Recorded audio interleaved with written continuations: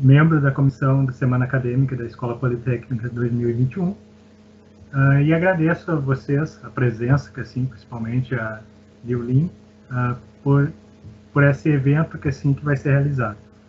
Fique à vontade. Obrigada pela introdução, obrigada também pelo convite, né, de poder estar participando desse evento e poder mostrar, então, um pouco do que a gente faz, então, aqui no LNLS, né, que é Laboratório Nacional de Luz Síncrotron, que fica em Campinas, em São Paulo, tá? Eu vou compartilhar minha tela aqui, vamos ver se dá certo aqui. Bom, eu vou ir falando, mas eu acho que deu certo?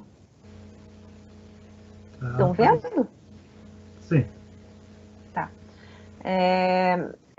Eu acho que, assim, quem quiser fazer alguma pergunta pode interromper, né? Enquanto eu estiver falando, eu vou falando, e aí quem quiser perguntar alguma coisa, não entender alguma coisa, fica à vontade para interromper, tá bom? Bom, então, eu vou dar uma introdução aos aceleradores de partículas, como fontes de luz síncrotron, e também uma introdução aos círios. Como eu sou da divisão de aceleradores, do Laboratório Nacional de Luz Síncrotron, que é conhecido como LNLS, que é um dos laboratórios do CNPEM, que é Centro Nacional de Pesquisa em Energia e Materiais.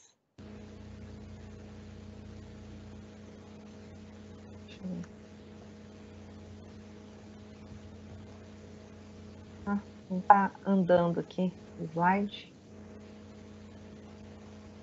Tá. Bom, eu queria começar só dizendo que a gente pode considerar que a ciência moderna, ela tem início quando o homem começa a usar instrumentos para observar a natureza. Então, a gente tem aqui, né, em torno de 400 e poucos anos atrás, por exemplo, o Galileu começou a usar o telescópio para enxergar distâncias muito maiores, né, do que a gente conseguia enxergar a olho nu. Então, ele começou a usar instrumentos, né, para estudar distâncias muito maiores. Mais ou menos nessa época também, teve a invenção, né, do microscópio.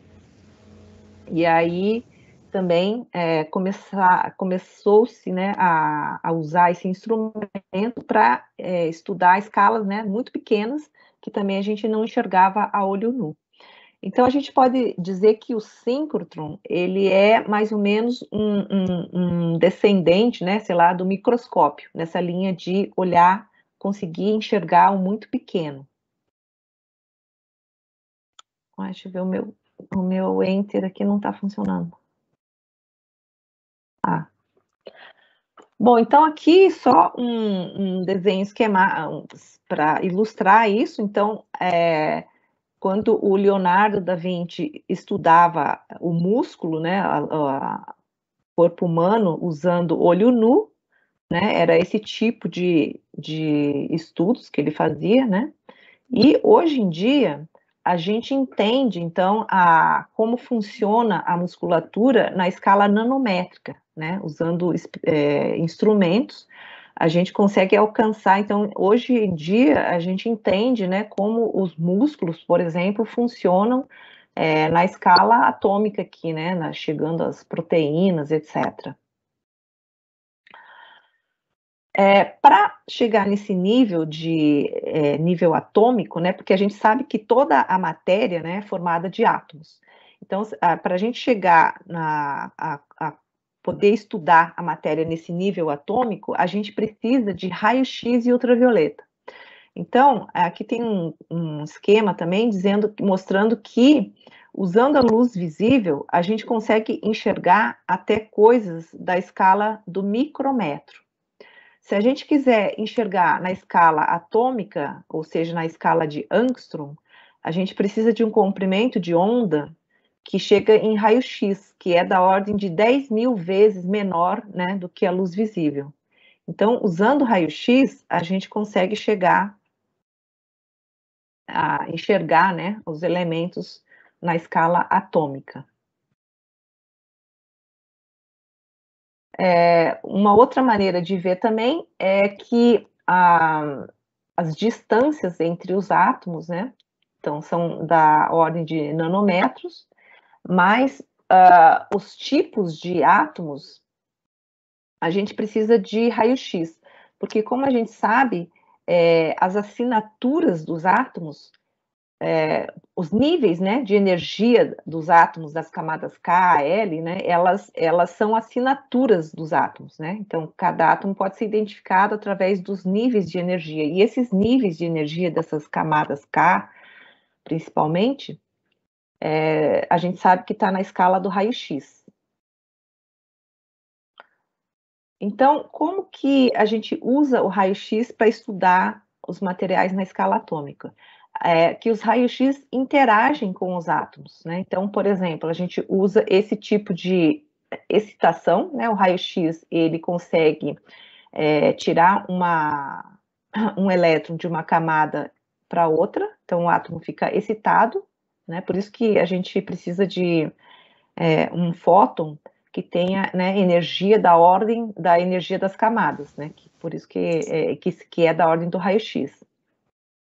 Outro tipo de interação que a gente usa para estudar o material com raio-x é a ionização, quando o fóton vem e arranca o elétron, então, né, isso aqui fica ionizado. Outro fenômeno que é usado para estudar, então, é a fluorescência, né, vem um fóton, arranca um elétron, aí o outro elétron da camada decai e emite um fóton. E também temos esse fenômeno de espalhamento, onde os átomos, eles simplesmente desviam, né, os fótons que chegam até o átomo, digamos assim. Então, através desses fenômenos de interação, é que a gente consegue, então, tirar informações, né, usando raio-x, a gente consegue tirar informações sobre os materiais a nível atômico. Agora, a gente precisa, então, de fontes de raio-x, né? Como produzir raio-x? Então, acho que todo mundo que já quebrou algum osso, né, um braço, foi no hospital, né, fez uma chapa de raio-x. Então, lá no hospital, você foi exposto a raio-x gerado por um tubo de raio-x, né, provavelmente. Que é como a gente sempre gerava raio-x, né, desde 1800 e pouco. Hoje em dia, a gente tem esse outro método de gerar raio-x, que é usando síncrotrons, né? Então, os síncrotrons, eles são máquinas que geram raio-x. E a gente já vai ver como. Então, o que é luz síncrotron? Né? Vamos definir aqui o que é luz síncrotron. Luz síncrotron, ela é uma radiação eletromagnética, tá? Então, é uma radiação eletromagnética como a gente conhece, né? Onda de rádio, luz visível. Só que ela recebe esse nome síncrotron quando a forma de produzir essa radiação eletromagnética é dessa maneira que eu vou descrever. Quando a gente produz a luz usando partículas carregadas, ou seja, por exemplo, elétrons, que estão viajando a uma velocidade relativística, ou seja, próxima à velocidade da luz, por exemplo, se eu tenho um elétron viajando, né, com uma velocidade muito alta, próxima à velocidade da luz, e eu mudo, né, esse elétron de direção, faço uma curva com ele, ele vai emitir luz. E essa luz, né, que ele emite, a gente chama de luz síncrotron. Mas, assim, é uma luz que é igual à luz que a gente conhece, né? Luz visível, raio-x, onda de rádio, onda de raio gama. A única diferença, porque ele recebe esse nome, síncrotron, é quando ele é produzido desse jeito, né? Então, a luz que sai da lâmpada, né? Ela a gente não chama de síncrotron, né?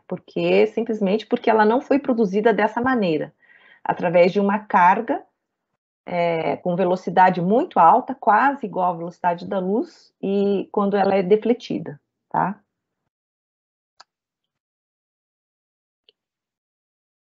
Esse tipo de radiação foi observado pela primeira vez, né, em 1947, num tipo de acelerador que era conhecido como síncrotron.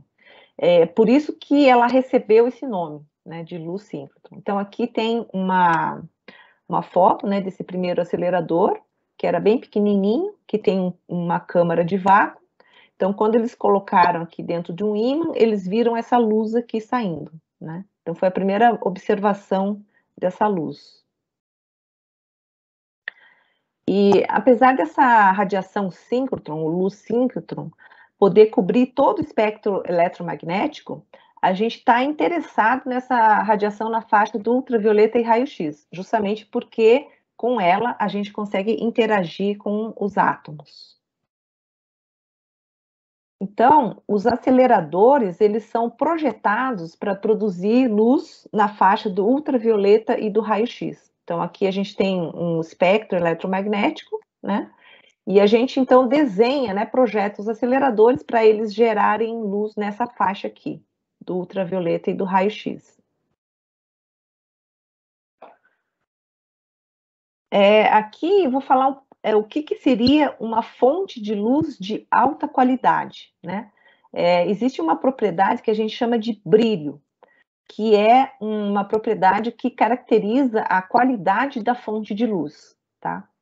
Então, uma fonte de luz de alto brilho, uma luz de bastante brilho, é uma fonte de luz intensa, de alto fluxo, ou seja, que produz muitos fótons por segundo. Além disso, essa fonte tem que ser pequena e colimada. Então, ó, aqui a gente tem um exemplo, né, por exemplo, de uma lanterna, e aqui embaixo, por exemplo, uma ponteira laser, né? Então, a luz da ponteira laser, além dela ser bem menor, e ela é bem mais colimada, né? Colimada significa que ela não abre, sabe? A divergência angular dela é pequena, né? Então, aqui a gente está vendo essas duas fontes de luz, e a ponteira laser, ela é mais brilhante, né? Porque justamente ela é produzida, né, a fonte de luz, ela é pequena, e a luz, ela não abre, né? Ela é bem contida, né, em ângulo, tem uma divergência angular pequena. Então, se eu vou estudar algum objeto pequeno, eu prefiro, então, uma luz que seja colimada e pequena. Obviamente, se fosse para iluminar uma sala, né, seria melhor uma lanterna. Mas para estudar um objeto pequeno, é muito melhor uma luz de alto brilho, né, ou seja, que tenha, além de ter muitos fótons por segundo, ela também é bastante colimada e pequena. A fonte é pequena, né?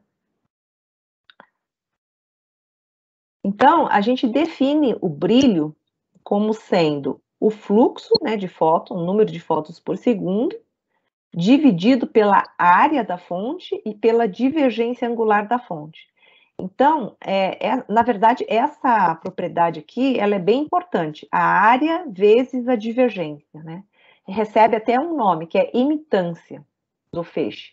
Então, quanto menor a imitância do feixe, maior o brilho, tá? Então, uma fonte de luz de alto brilho, de alta qualidade, é uma fonte de luz de emitância pequena, né? Bastante colimada, e o ideal seria uma fonte pontual, né? Uma fonte pontual de luz, né? Que é um ponto produzindo luz, seria realmente uma fonte de altíssimo brilho, né? Então, aqui tem um gráfico que mostra como que o brilho das fontes de raio-x evoluíram ao longo do tempo, tá? Então, aqui a gente tem uma escala logarítmica, né? Então, aqui no começo, né, de 1800 e pouco, foi inventado, né? Aqui tem uma foto do Roentgen, a primeira a radiografia, né? Que foi da mão, né? Da assistente dele. Viu o raio-x, inventou, sei lá, descobriu, né? Raio-x que era gerado em tubos de raio-x. Aí, durante muito tempo, né? Não teve muita evolução no brilho da fonte. Até que a partir de 1960, mais ou menos, né, começou a ter um aumento exponencial, tá vendo? Um aumento muito grande de cada risquinho aqui aumenta uma ordem de grandeza, né? O brilho da fonte de luz, tá? Então, teve um avanço muito grande no brilho, né, das fontes de luz. E isso foi quando os síncrotrons começaram a ser usados para gerar luz. Então, a gente classifica os síncrotrons em várias gerações, né? Cada geração foi aumentando o brilho da fonte. Então, a primeira geração é quando a luz era gerada de forma parasítica, porque os aceleradores naquela época eram gerados para colisão de partículas, para estudo de física nuclear, né? Onde os aceleradores eles originalmente foram construídos, né, para estudo de física nuclear. Só que aí via-se que quando a luz o elétron fazia, ou a partícula, né, fazia uma curva, ela gerava essa luz, né? E aí o pessoal começou a usar essa luz. Só que era um uso parasítico, né, nesse nesse acelerador de colisão.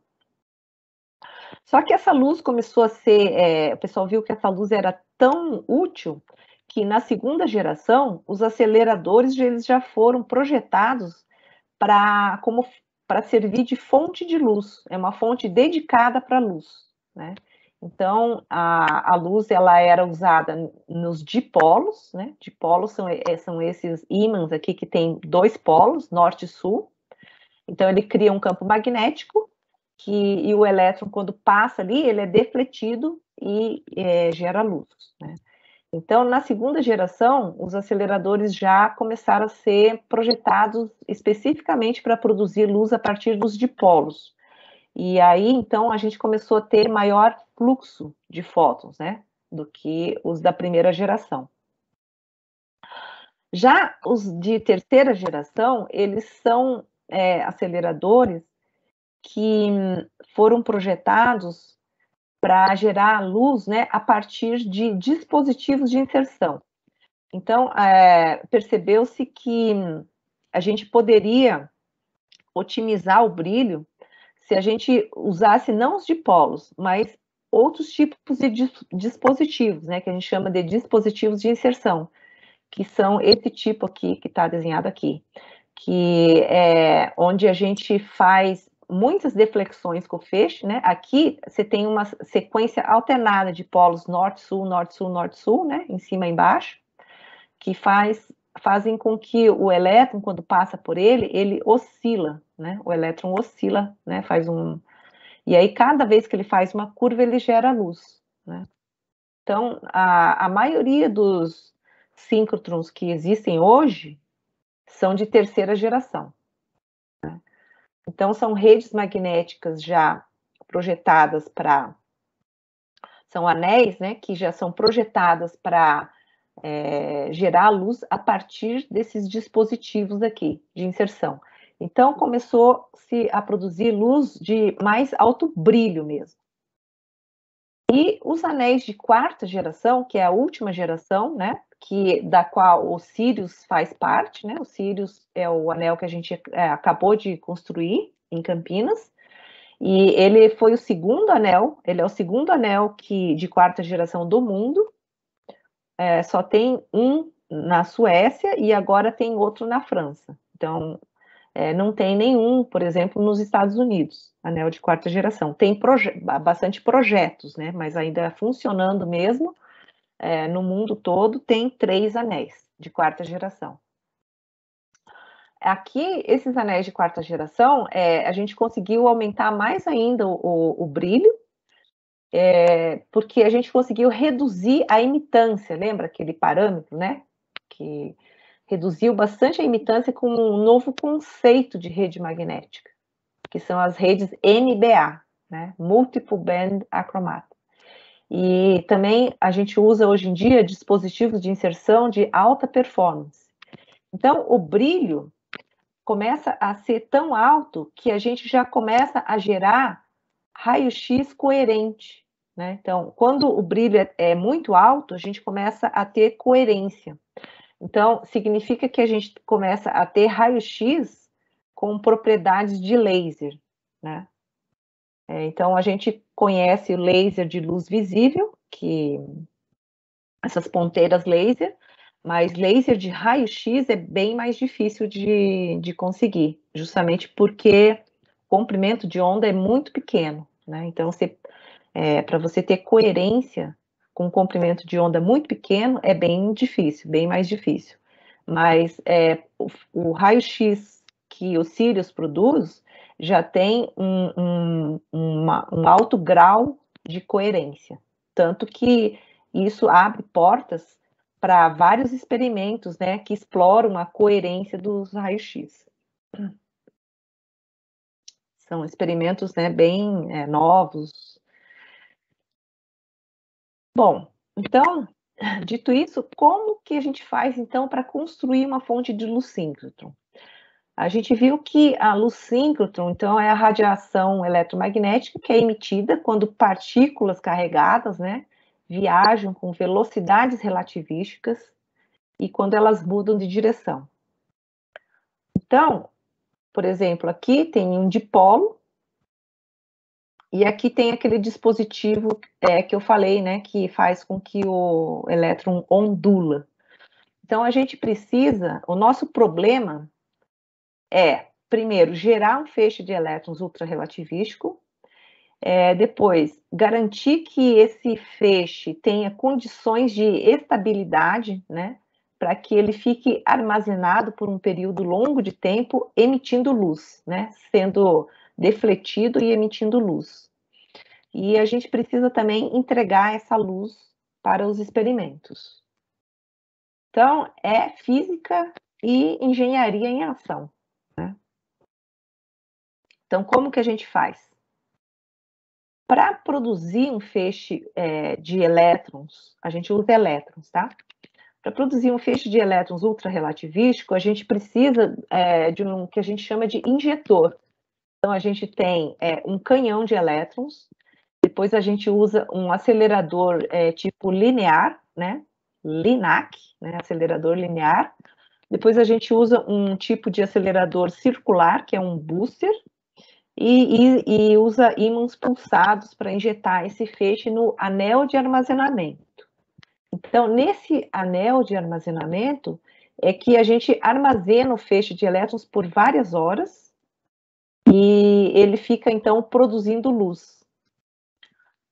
Então, um anel de armazenamento, ele precisa, né, obviamente, os componentes principais, a gente precisa de uma rede magnética para guiar e para focalizar o feixe, e é essa rede magnética que garante, então, as condições de estabilidade, né, para o feixe ficar armazenado.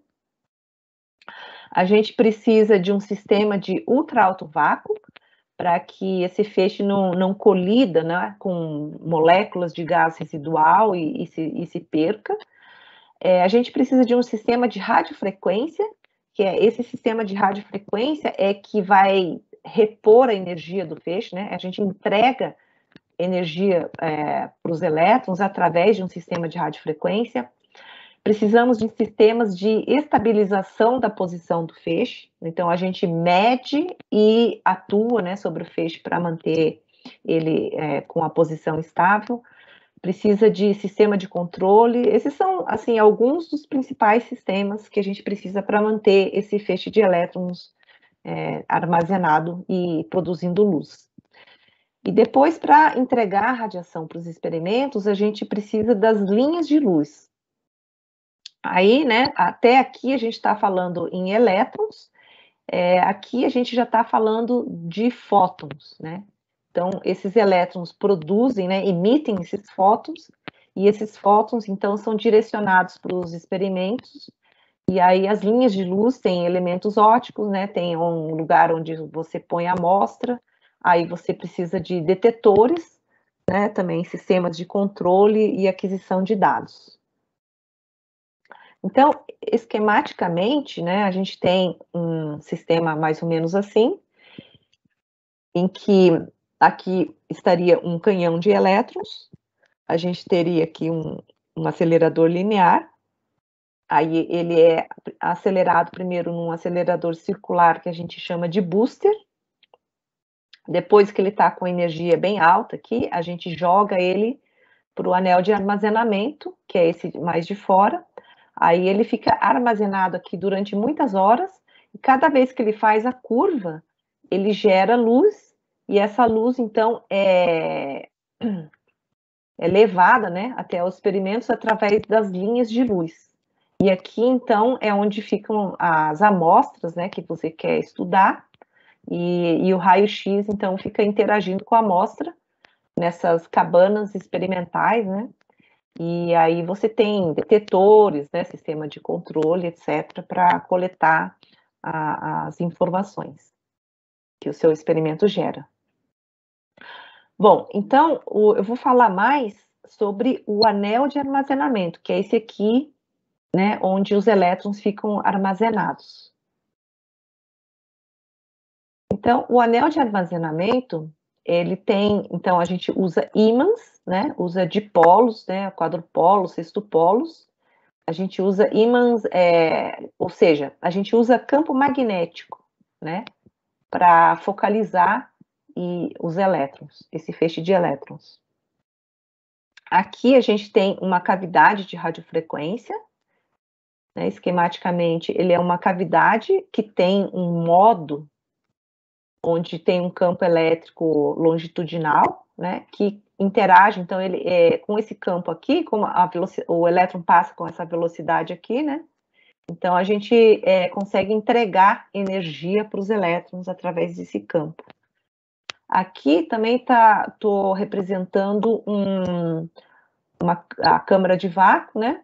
Então eu preciso ter ultra alto vácuo aqui. A gente tem bombas, né, de vácuo que retiram essas moléculas para que o feixe de elétrons consiga trafegar aqui sem colidir com as moléculas.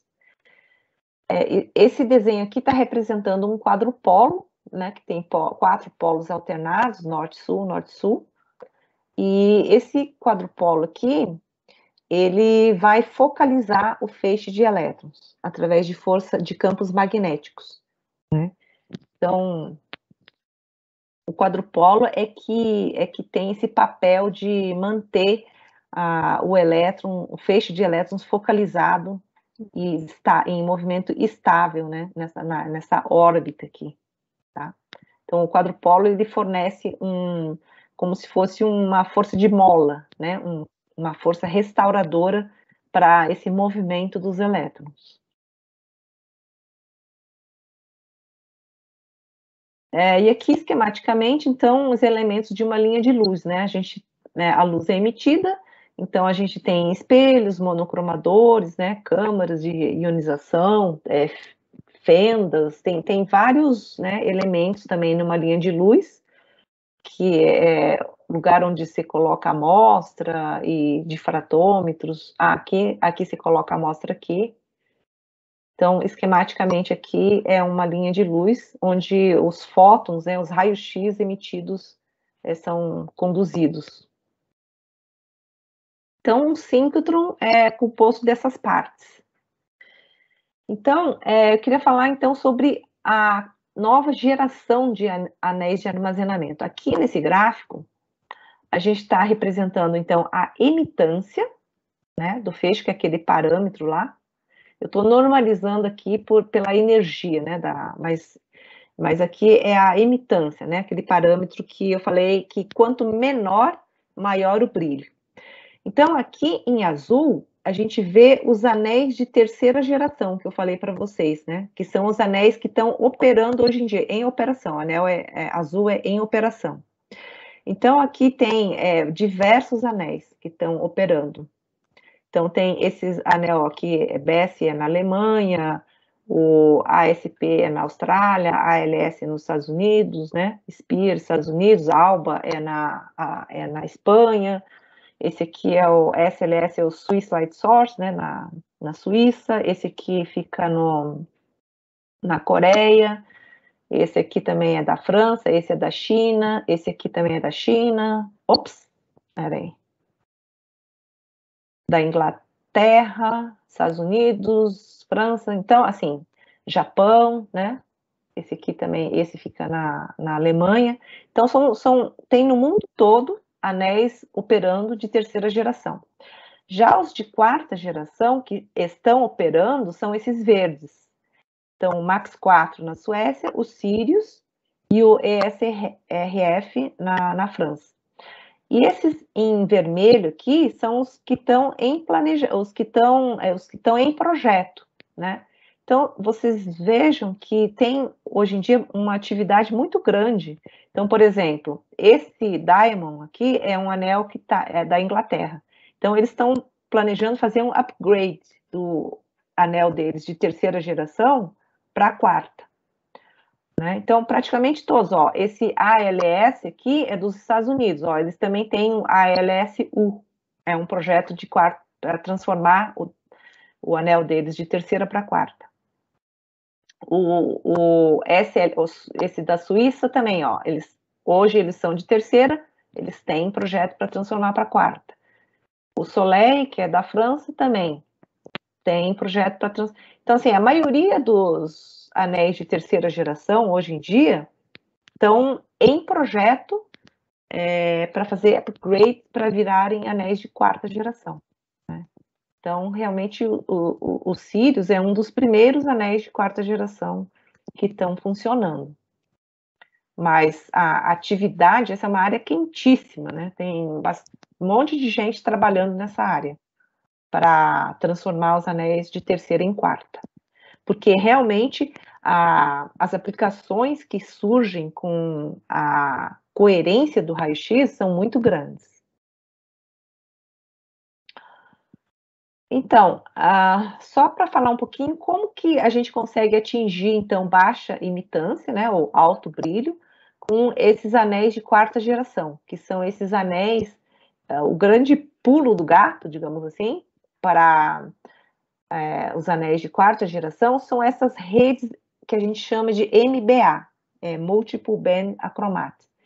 Então, a imitância é um parâmetro que depende da ótica do feixe de elétrons.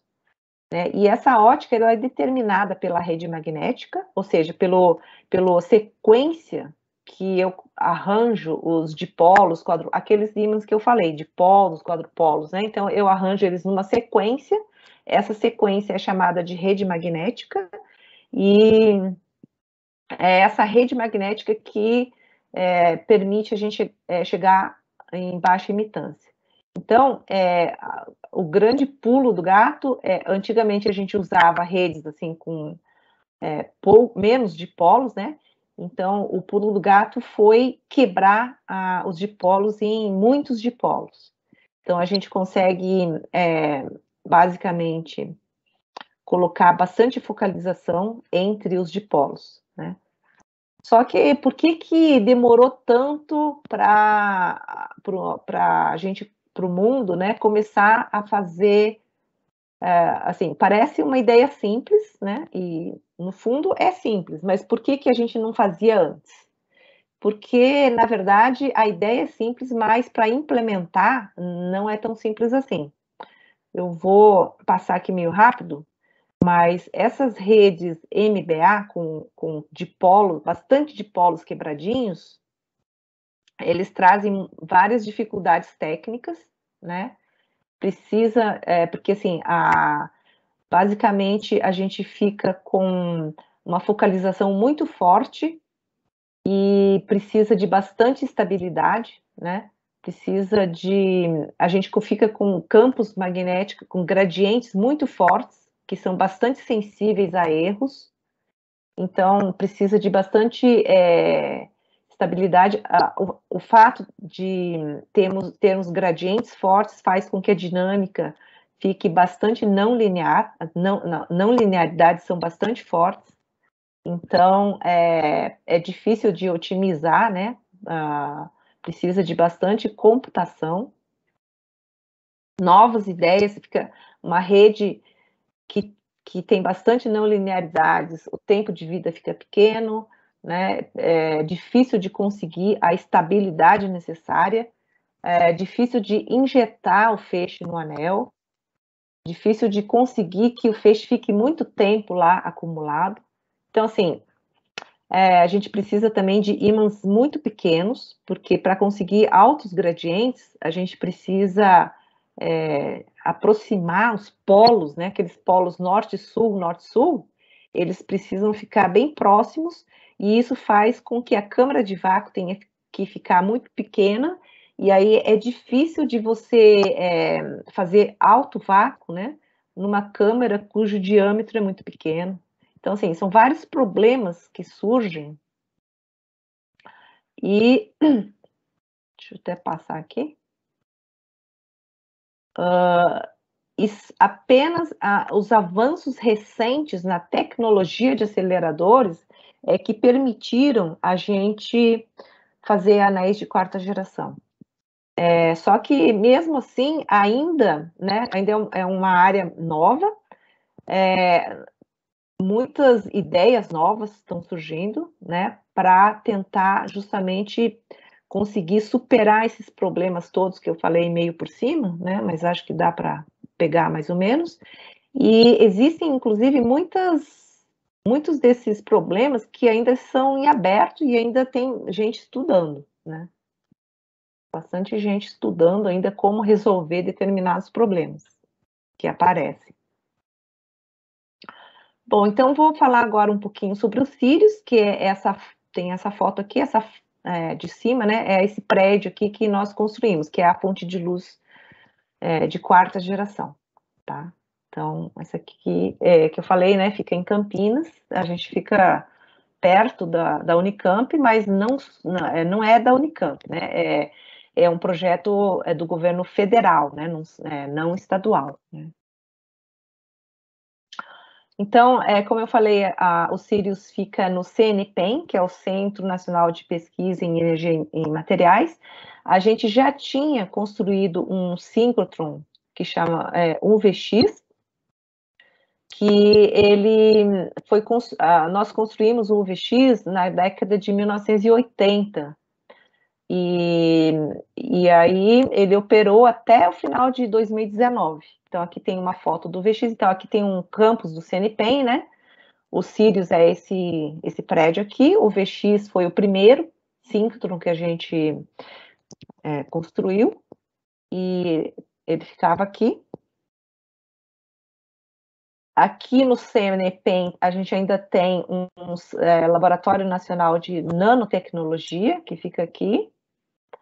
Temos o Laboratório de Biociências, e tem um laboratório também de biorrenováveis, né? Laboratórios nacionais, que fica aqui.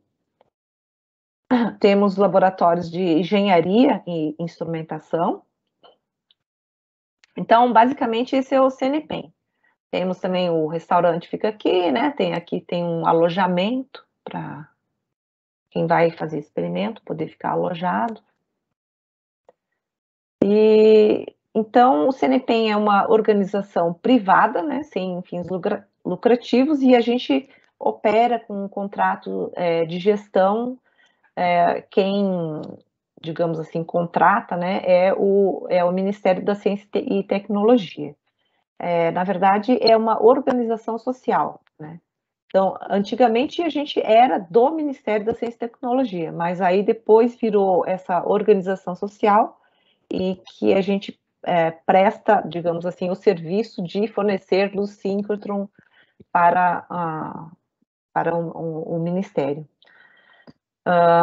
Hoje em dia tem aproximadamente 660 funcionários e aproximadamente 500, né, estagiários, bolsistas, pós-doc, terceirizados no campus. Bom, só apresentando um pouquinho a primeira máquina, o VX. Então, o VX, as primeiras discussões começaram lá na década de 1980. A primeira máquina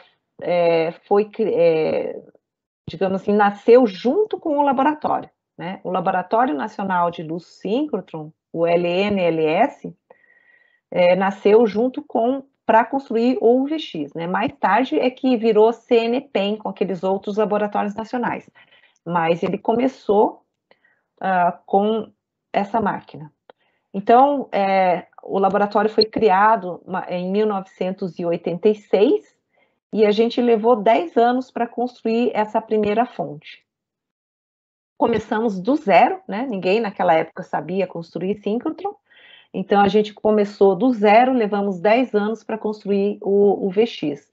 Em 96, então tivemos o primeiro feixe e ele foi aberto para usuários externos fazerem experimentos.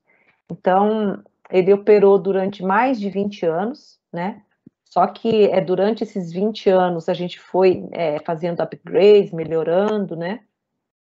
Até que em 2019 a gente desligou o VX. E essa máquina, ela foi construída por nós, né? Pelos brasileiros, e foi construída lá no próprio campus, digamos assim, grande parte, né? É uma máquina de projeto brasileiro construído no Brasil por brasileiros, tá? Então aqui tem algumas fotos, né? Nós construímos os ímãs. Na época a indústria não tinha capacidade, né, de produzir as coisas com as tolerâncias que a gente precisava. Então nós mesmos construímos em casa, lá no campus. Por isso que a gente tem aquelas oficinas de instrumentação, tudo, né? Então, aqui tem uma foto, né, da máquina com as estações experimentais. Era uma máquina de 1,37 GeV. E, a imitância do VX era de 100, né? 100, essa unidade, nanômetro radiano, e custou em torno de 35 milhões de dólares naquela época.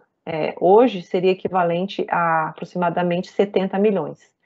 A gente entregava quase 4.000 horas de feixe por ano, e ultimamente a disponibilidade do feixe, né, era da ordem de era maior que 97%, ou seja, se a gente dizia, vamos entregar feixe X horas por ano, a gente de fato entregava 97,5% desse tempo prometido era entregue. O tempo que esse outros a pequena parte de tempo que não era entregue era porque acontecia algum problema, né? Então sempre pode cai, né? Cai a energia elétrica, por exemplo, daí cai o feixe. Então a gente chegou numa confiabilidade bem alta. Isso aqui é uma confiabilidade que você atinge depois, né, de muitos anos de resolvendo os problemas, etc. Bom, a segunda máquina, então, o Sirius, né, começaram as discussões preliminares em 2006, mas eu acho que, assim, a gente pode considerar que o projeto começou mesmo em 2012, né, o projeto de uma máquina de quarta geração começou em 2012. Também levou aproximadamente 10 anos para construir, e agora, em 2021, a gente tem as primeiras linhas em operação.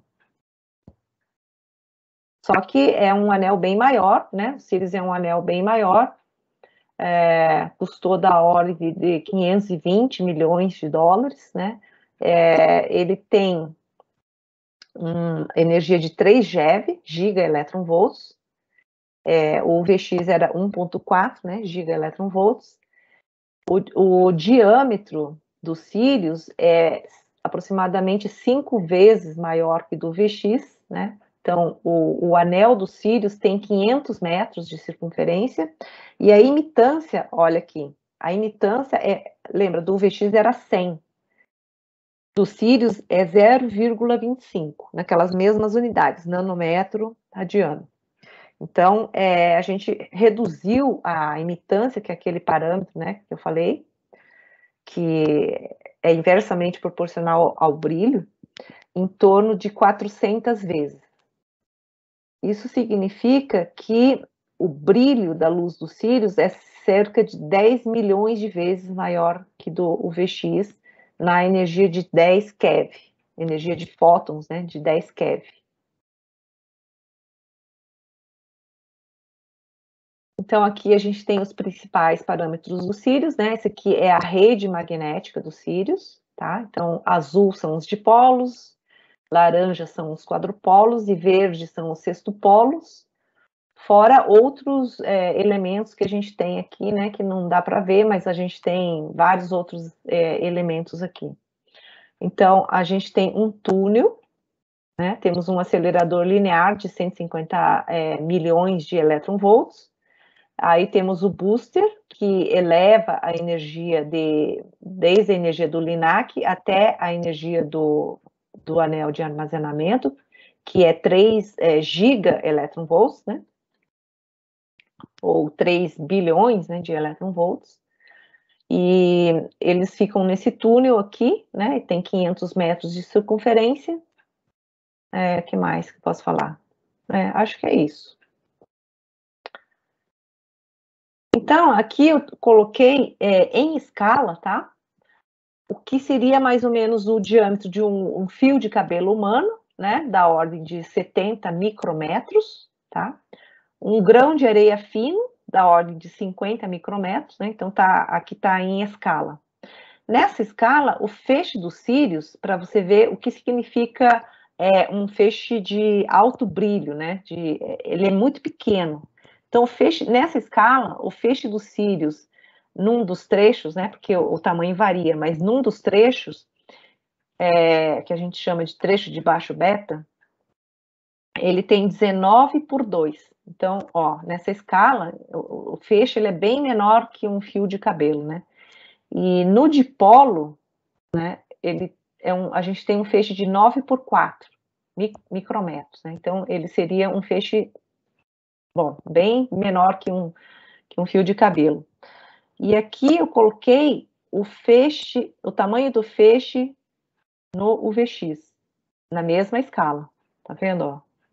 Então, apesar de a gente ter comprimido, né, o tamanho do feixe nesse tamanho pequenininho, você continua tendo o mesmo número de elétrons, ou mais até, sabe? Você tem, no Sirius, a gente tem até mais elétrons do que tinha no VX, e todos esses elétrons, então, estão comprimidos nesse tamanho, né? A gente tem uma densidade de elétrons muito maior no Sirius do que no VX. E também não adianta fazer o feixe bem pequeno, mas não ter quase elétrons, né? Então, a gente tem praticamente todos os elétrons do Sirius, até mais, né, comprimidos nesse tamanho pequeno. Por isso que o brilho é bem alto. Bom, não adianta nada a gente ter um feixe muito pequeno se o feixe fica, se ele fica sambando, né, se ele fica não estável. Porque aí o tamanho, digamos assim, o tamanho efetivo dele é grande, né? Se ele é bem pequenininho, mas ele fica mexendo. Então, se a gente tem um feixe bem pequenininho, ele também tem que ser muito estável, né? Então, foi um desafio, né? Para a gente construir desde o prédio, né? Desde o prédio até suporte dos ímãs, até a parte de eletrônica. Então, a gente não podia ter o campo magnético que ficava, por exemplo, oscilando, né?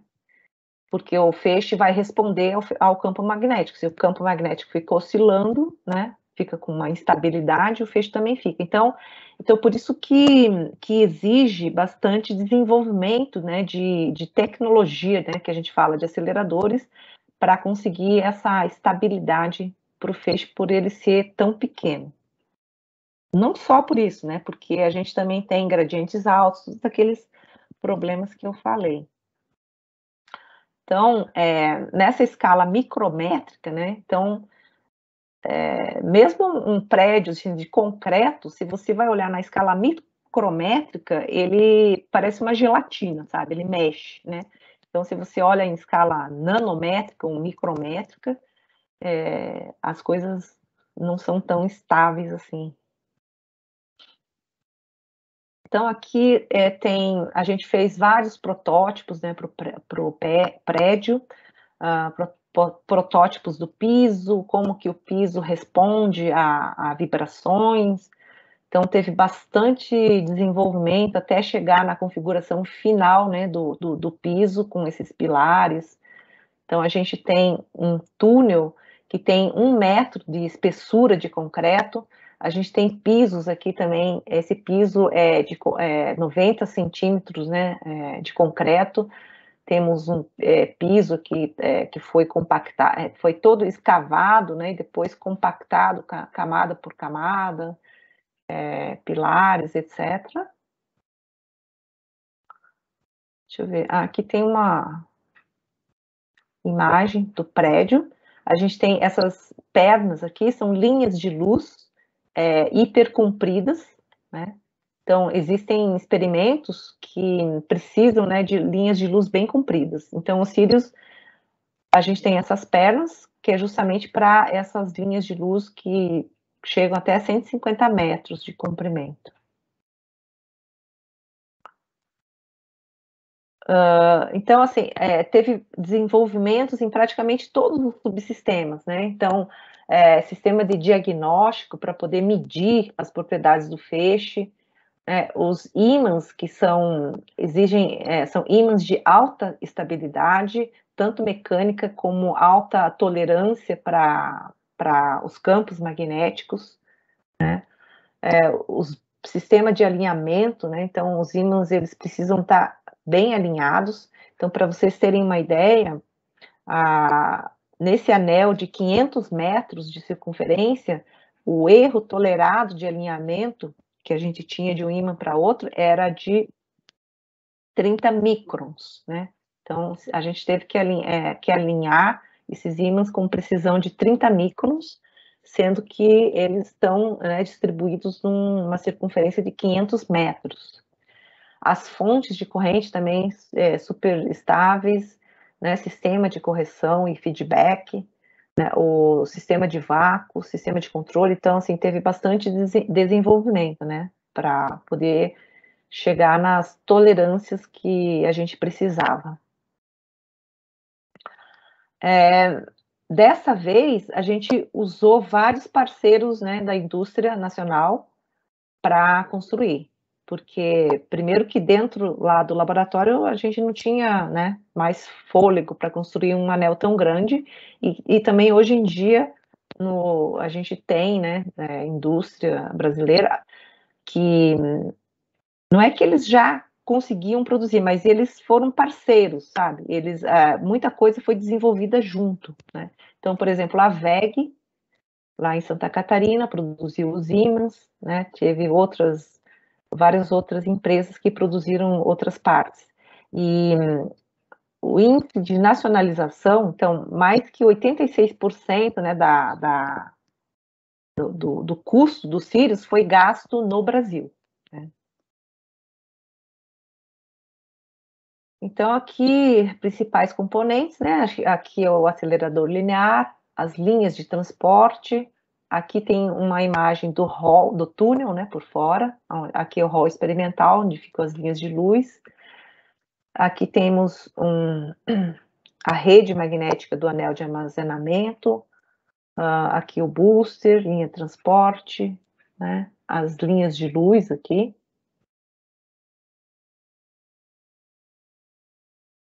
Aqui tem um filmezinho, né, mostrando. Então, aqui é o canhão de elétrons, é onde os elétrons são gerados. Temos o acelerador linear, a linha de transporte. Aí os elétrons, eles são injetados no booster, que fica aqui na parede interna do túnel, né, um booster de 500 metros também de circunferência, onde os elétrons são acelerados até 3 gigaelectronvolts, aí são transportados até o anel principal, que é o anel de armazenamento, onde eles ficam armazenados durante muitas horas, a gente injeta 2 vezes por dia, né? Aí a luz, ó, é extraída nessas linhas de luz e vão aqui para essas linhas de luz, né? Aqui são as cabanas experimentais, onde tem as linhas de luz. Então, aqui são algumas das linhas de luz que a gente tem lá. Essas linhas que estão em... Na verdade, esse slide está um pouco antigo, mas essas linhas Carnaúba, Cateretê, foram recentemente inauguradas e já estão aceitando usuários, né, externos. São usuários de comissionamento, porque são linhas que ainda não atingiram assim toda a especificação que elas devem atingir. Então, tem essa fase de comissionamento, né? Então, essas linhas, elas estão em fase de comissionamento, já aceitando, então, propostas externas para esse tipo de experimento.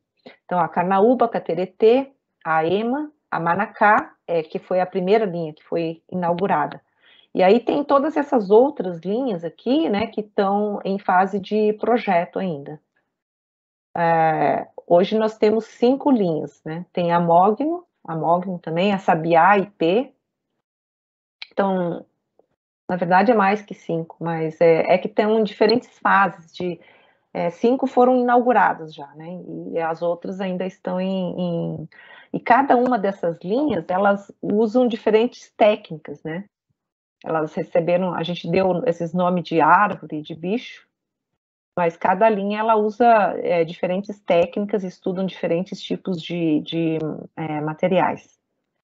A gente pode ver aqui, então isso é o que eu falei, né? Então as técnicas, por exemplo, a Manacá é uma linha de cristalografia, né, de macromoléculas. A EMA, ela é uma linha de condições extremas, né? Então você consegue estudar amostras a pressões altíssimas, por exemplo, né?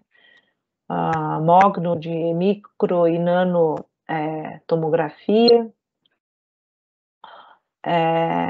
Cateretê, essa técnica já usa o fato de raio-x ser coerente, é o Coherent Diffraction Imaging, essa técnica de CDI, né, que usa o fato do raio-x ser coerente, por exemplo, né. A Carnaúba também usa, é uma linha de nanofoco, então se focaliza a luz uma região de nanômetro, e também usam a propriedade de coerência da luz. Então, aqui, por exemplo, a linha Manacá, né, que, inclusive, a linha Manacá resolveu já uma estrutura de uma proteína do SARS-CoV-2, que é essa proteína 3CL aqui, então foi resolvida já nessa linha Manacá.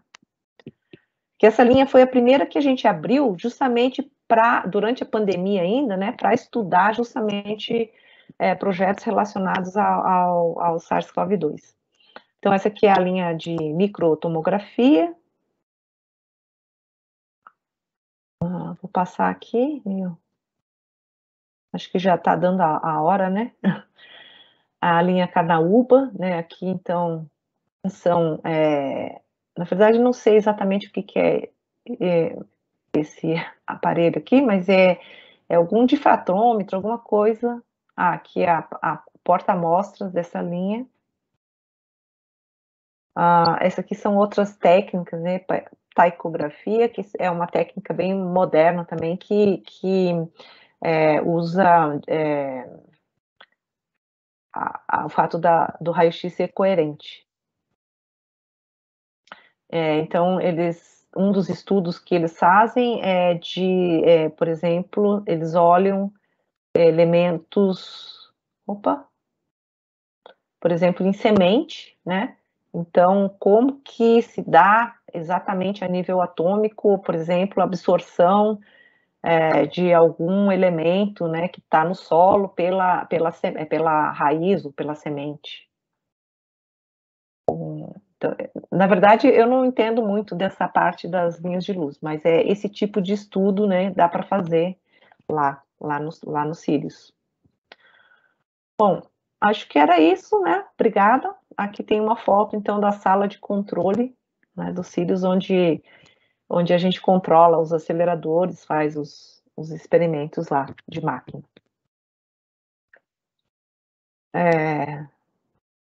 Não sei como é que está o tempo, mas... Eu não sei, qualquer coisa a gente pode passar, se alguém tiver aqui um pouquinho, não precisa encerrar bem agora, não sei a sua disponibilidade também. Já apareceu a pergunta, o Mauro tem uma pergunta. Quer fazer no chat ou quer falar, Mauro? Fique à vontade. Oi, tudo bem? Vocês estão me ouvindo aí? Sim.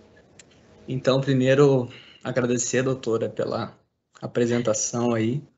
Foi muito didática, né? Muito rica. E agradecer também a professora Ana por ter me convidado para participar desse evento. Eu sou ex-aluno de controle e automação da Unicinos e atualmente trabalho na Varian com aceleradores lineares para radioterapia, né? Então, eu não conhecia essa aplicação dos aceleradores, né? Que é a luz síncroton. E aí a gente acaba sempre fazendo relações, né, com o que a gente conhece e tudo mais. Foi muito rico mesmo a apresentação.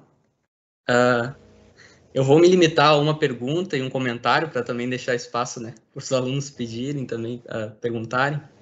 Mas o primeiro comentário é que me surgiu à cabeça, poxa, se eu estou gerando ali no final das contas, né, fótons na energia associada ali de kV, por que não utilizar a técnica do raio-x, né, ou até por que não utilizar um acelerador linear, um alvo, né? Mas aí quando a senhora trouxe o princípio da imitância, né, aí tudo se esclareceu, né, porque quando eu acelero os elétrons e colido num alvo, eu acabo gerando ali um feixe muito amplo, né, que não é colimado. Eu acredito, a senhora me corrige, por favor, se eu estiver enganado, esse é o meu comentário. Mas uma dúvida que eu tenho é porque nos aceleradores lineares, principalmente de alta energia, o acelerador ele está em paralelo com o paciente, né? Então eu preciso gerar um efeito de dobra no feixe, para que sim ele venha atingir o paciente. E para isso eu uso ímãs de dobradura, ou band magnets, né? Só que ali no acelerador, então, para tratamento, né, maior energia que, nos equipamentos, pelo menos que eu trabalho, né, a maior energia é ali na ordem dos 20 megaelectronvolts, 18 megaelectronvolts.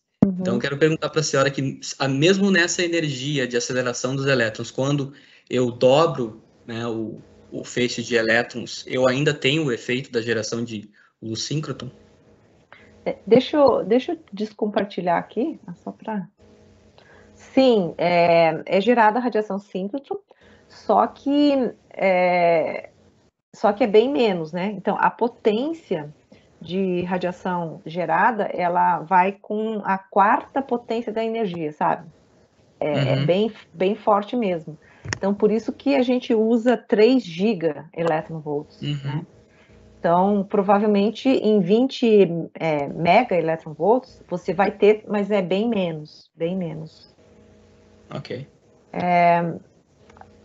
Talvez eu não esteja. Eu vou ter ainda energias, vou ter ainda luz síncroton gerada na ordem do raio-x, ou vai ser ainda bem abaixo ali, ou seria ultravioleta ou ainda abaixo a energia associada da radiação? Provavelmente é bem abaixo. Bem abaixo. Bem abaixo, bem abaixo. Teria que calcular, porque assim, depende não só da energia, mas também do campo magnético. Né? Mas provavelmente vai ser bem um comprimento de onda bem grande. Assim, uma das vantagens da gente usar o feixe estocado, armazenado, né, produzindo luz, é que a gente gera bastante luz, mas a gente não gera muita radiação, sabe, ionizante, né? Quer dizer, gera raio-x, que é radiação ionizante, mas assim, do ponto de vista de proteção radiológica, a gente gera o raio-x basicamente direcionado para o experimento. Certo. No caso de um alvo, eu acho que a gente geraria muito raio gama, geraria outras partículas, que seria menos útil, né? E também o fato de a gente ter esse feixe estocado, gerando luz praticamente continuamente, né? A gente tem um duty cycle, sabe? Muito alto. Enquanto que se você fica bombardeando um alvo, né? Você teria um duty cycle muito pequeno, né? Você teria um feixe, porque para você ficar bombardeando continuamente, né? O LINAC, ele não produz os LINACs, a gente pulsa eles com uma frequência baixa. Então, por exemplo, no anel de armazenamento, a gente tem os pacotinhos de elétrons, mas, por exemplo, no Sirius, a gente tem eles a 500 MHz. Okay. Então, assim, você não pulsaria um LINAC, né, atingindo o alvo em 500 MHz.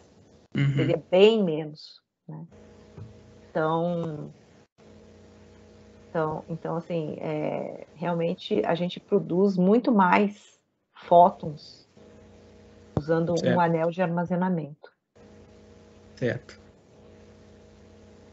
Eu tenho mais algumas perguntas, mas eu vou deixar o pessoal fazer perguntas também. Eu tenho milhões de perguntas, né? Se precisar, se tivesse o tempo todo, mas vou dar espaço para o pessoal. Obrigado. Vai lá, Felipe. Boa noite, doutora. Boa noite. Obrigado pela apresentação. Não sabia que existia tantos aceleradores, assim, foi uma curiosidade que a senhora apresentou, mas um que a gente sempre ouve falar, que é bem conhecido, é o CERN da Suíça, né? Para leigos, professora, qual é que é a diferença entre o Sirius e o CERN, se é que dá para ter alguma comparação direta? Boa pergunta, Então, o CERN, lá, os aceleradores, eles usam para colisão, né? Então, é para estudo de física fundamental, física nuclear. Inclusive, no LHC, é o anel que até saiu até no noticiário, né? Quando foi descoberto, quando detectaram o bóson de Higgs, né? Então, a diferença... O princípio é o mesmo. O acelerador que eles usam, o princípio para acelerar as partículas é o mesmo. Só que a gente usa elétrons e eles usam prótons, né? Por quê? Porque deixa eu tentar. Porque assim, o elétron, ele é uma partícula leve, né? Ele tem a massa dele é bem pequena. A massa dele é 2.000 vezes menor que a massa do próton. Então, significa que quando eu quero elétrons relativos, porque assim, a partícula, quanto mais relativística, mais ela emite radiação. Então, no nosso caso, a gente quer uma partícula bastante relativística. Então, se eu tenho um elétron, que é uma partícula leve, é mais fácil por exemplo, com 3 GeV, eu já tenho uma partícula ultra relativística, porque a massa de repouso do elétron é meio MeV, né? É meio mega eletronvolt. Então, 3 gigaeletronvolts significa que o gama, sabe? A energia relativística, a energia do elétron em unidades da energia do repouso, para os Sirius é quase que 6.000, né? Então, ele gera bastante luz. Já no LHC, eles não querem ficar desperdiçando energia para a luz, né? Eles querem que a energia seja usada para acelerar a partícula. Então, lá eles não querem, lá é o contrário, eles não querem gerar luz, né? Eles querem que a partícula, o ideal é que a partícula não irradiasse. Só que como não tem jeito, então eles usam próton. Então o próton, ele é bem mais pesado. Então, por exemplo, se eu tivesse um próton de 3 GeV, né? O gama dele seria, sei lá, 3. Ele seria nada relativístico, seria bem não relativístico, ele não ia emitir luz nenhuma, entende? Então, lá no LHC, eles usam de propósito a partícula mais pesada, que é, no caso, o próton, que é para não gerar luz, para não desperdiçar energia, né? Então, essa é uma diferença do acelerador lá, porque eles querem que a energia, obviamente, seja usada na colisão. Muito obrigado, professor. Assim, se eles pudessem, eles colidiriam elétron com pósitron, por exemplo, né? Por quê?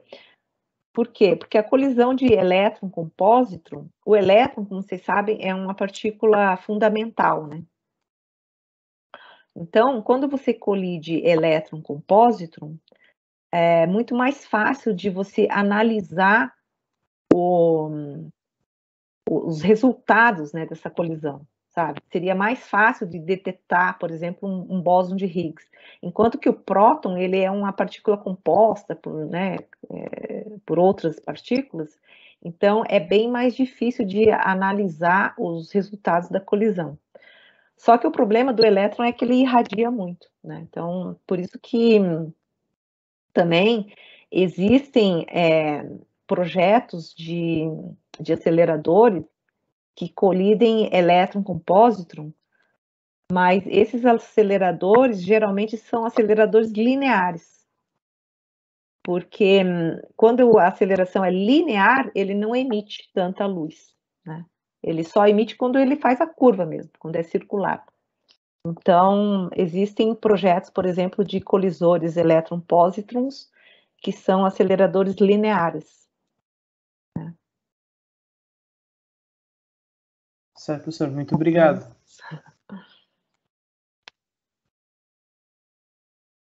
Tem outra pergunta? Deixa eu só ver quem é. Eu levantei a mão aqui também, se vocês me escutam, não é? Sim, pode fazer. Eu quero também cumprimentar pela sua palestra excepcional. Eu sou da área da engenharia elétrica da Unicinos.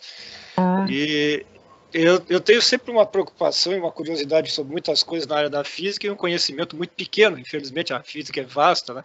E na área da luz, eu sempre fui muito maravilhado com os fenômenos de luz, o comportamento da luz e tudo que envolve o que é a luz, afinal de contas. E a pergunta talvez até escape ligeiramente do que a gente quer tratar aqui, que é esse foco, mas eu estou falando com alguém que entende do assunto, então eu acredito que ajude a esclarecer o seguinte: até que ponto e até quando convém frequências mais altas, tipo, passamos pela luz visível, estamos no raio-x, isso ajuda a analisar a estrutura da matéria, e até que ponto vale a pena subir, até que ponto eu consigo subir a frequência da onda eletromagnética de modo a averiguar outras coisas que talvez nesse momento da nossa história a gente não esteja conseguindo fazer. Então, em cima disso, essa curiosidade, espero que não fuja muito do centro que é a sua palestra.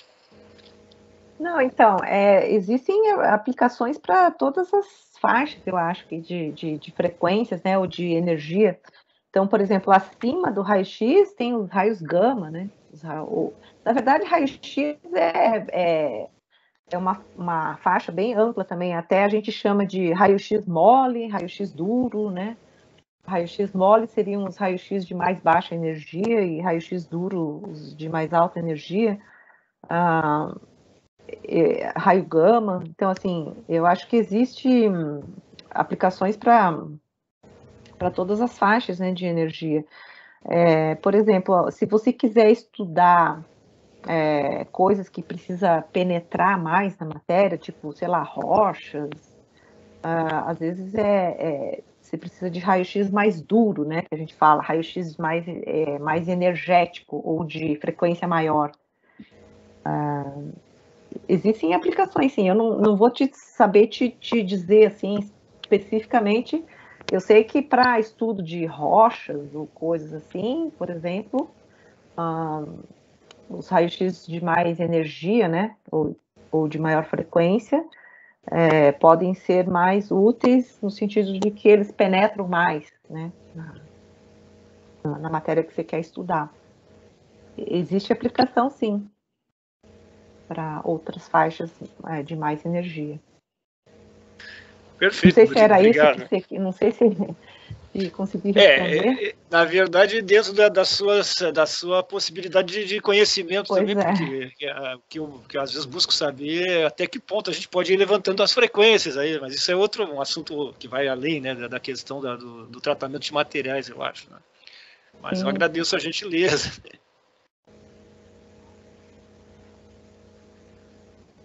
Mais alguma pergunta?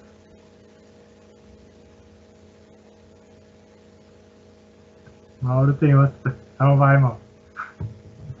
Eu vou ser breve aqui, mas assim, uma dúvida que ficou é que nós temos várias linhas, né, de onde a luz vai ser utilizada para diversas aplicações, né, que a senhora estava explicando, né?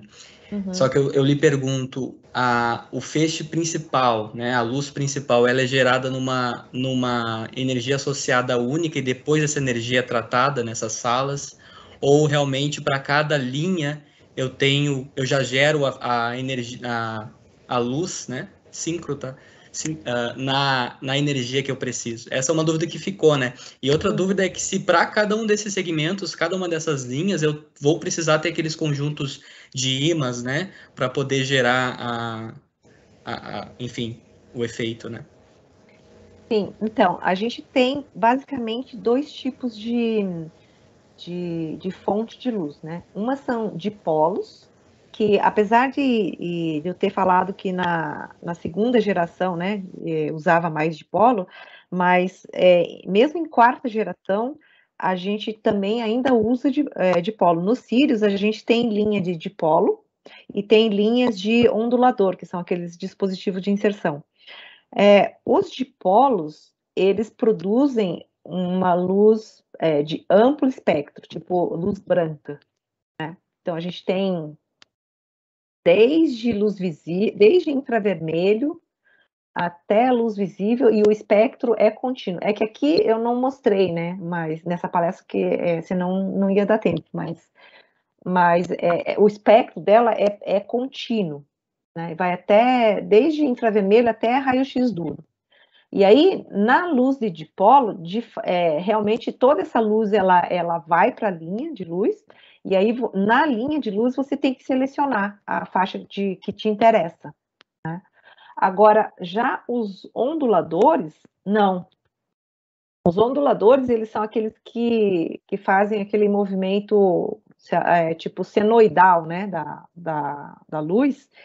E aí, lá, o que acontece é que cada vez que o elétron faz uma voltinha, né, uma curvinha naquele ondulador, ele emite luz.